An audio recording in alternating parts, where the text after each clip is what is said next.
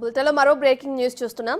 Phone tapping కేసులో కీలక నిందితుడు బుజ్జంగరావుకు నాంపల్లి న్యాయస్థానం బెయిల్ మంజూరు చేసింది. గుండె సంబంధిత చికిత్స నేపథ్యంలో 15 రోజులు మధ్యంతర బెయిల్ ఇచ్చింది. ఈ సమయంలో హైదరాబాద్ విడిచి వెళ్లరాదని న్యాయస్థానం ఆదేశించింది. అయితే ఫోన్ ట్యాపింగ్ కేసులో A2గా బుజ్జంగరావు ఉన్నారు.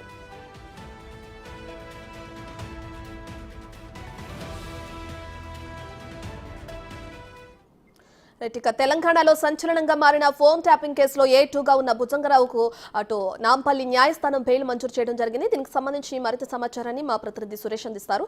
రైట్ సురేష్, ఆయన ఆరోగ్య పరిస్థితి ఏ విధంగా ఉంది?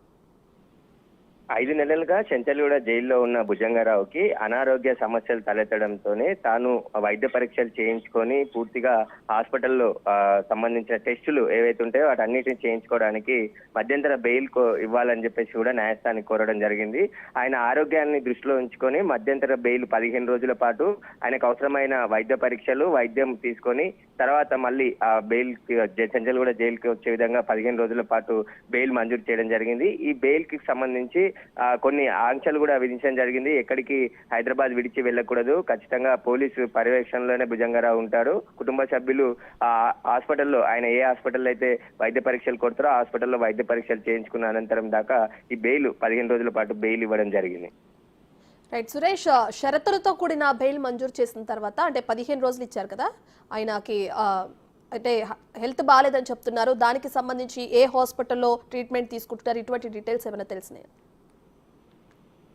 ఆయన 5 నెలల నుంచి జైల్లోనే ఉన్నాడు కాబట్టి ఆయనకు కొద్దిగా గుండె సంబంధించిన సమస్యలు అధికమయ్యాయని చెప్పేసి కూడా న్యాయస్థానానికి తీసుకురావడం జరిగింది. తాను వైద్య పరీక్షలు చేయించుకొని వైద్యం కూడా తీసుకోవడానికి అనుమతి ఇవ్వాలంటూ కూడా బెయిల్ పిటిషన్ వేయడంతో న్యాయస్థానం ఆ బెయిల్ విచారించి ఆయనకి ఆరోగ్యాన్ని దృష్టిలో పెట్టుకొని ఆయనకు సంబంధించి 15 రోజులు మధ్యంతర బెయిల్ ఇవ్వడం జరిగింది. తాను ఏ హాస్పిటల్ కి కొడితే హాస్పిటల్ కి తీసుకెళ్లి వైద్యం చేయించుకోవచ్చు. ఇప్పుడు ఈ టెస్టులు అన్నిటి చేయించుకోవడానికే 15 రోజుల పాటు షరతుల్లో కూడిన బెయిల్ ని నాంపల్లి కోర్టు ఇవ్వడం జరిగింది. ఈయన ఫోన్ ట్యాపింగ్ లో A2గా ఉన్నాడు, చాలా కీలకమైనటువంటి నిందితుడిగా ఉన్నాడు కాబట్టి దీనికి సంబంధించి దర్యాప్తు ఒక విధం కొనసాగుతుంది. కేసులో ప్రధాన నిందితులైనటువంటి ఎవరైతే ప్రభాకర్ రావు, శ్రవణ్ రావు ఇద్దరు కూడా పరారిలో ఉన్నారు. వారి కోసం హైదరాబాద్ తీసుకొచ్చారు. ఎందుకంటే వాళ్ళు అమెరికా పారిపోయినట్టు ఇప్పటికే పోలీసులు గుర్తించారు కాబట్టి వారిని తీసుకొచ్చి అరెస్ట్ చేసి విచారించాల్సిన సమయంలో బెయిల్ ఇవ్వద్దు అని చెప్పేసి పోలీసులు వాదనలు వినిపించినప్పటికీ ఆయనకి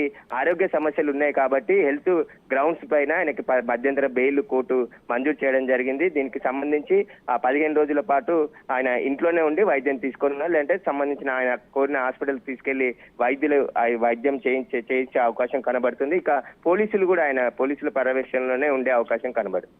రైట్, థ్యాంక్ యూ సురేష్.